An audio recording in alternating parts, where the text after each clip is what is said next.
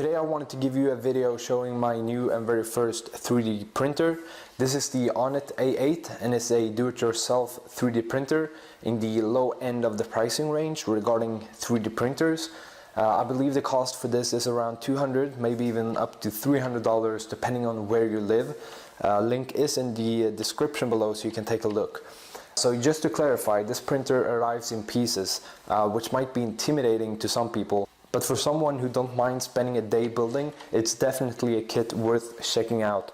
From my point of view, it was fairly easy, I would say. They do include all the necessary hardware, things like screwdrivers, Allen keys, zip ties, and things of that nature. So you really don't need anything other than what's already included to successfully build this kit. I did record some video from the beginning of the build, so I'll just show that right now.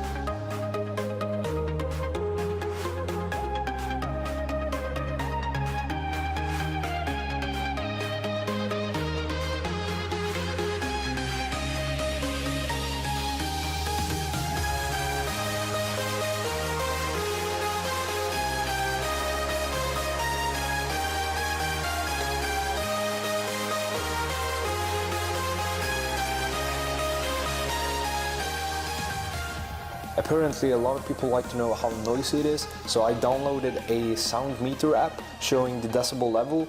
So let me place an object in the software. I'm using Repetier-Host with the Cura slicer, by the way, which probably doesn't make sense to someone who don't have a printer already, but I will place the links below so you can take a look.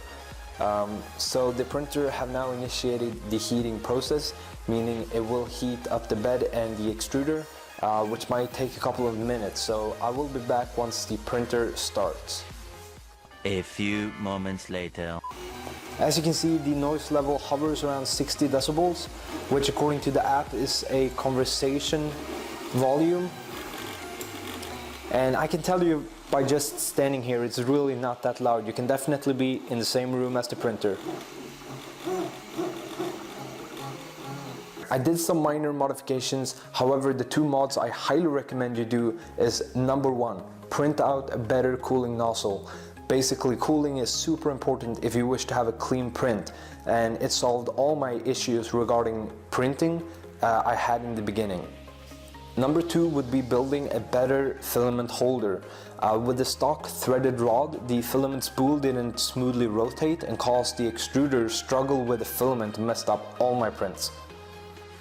Other than those two modifications, nothing is really crucial for it to work properly. I did install some LEDs and made a switch for it and everything, but that's just to make it look better. If you enjoyed that video, please share it with your friends. If you haven't subscribed already, do so. Here's a quick montage of things I've made with this printer.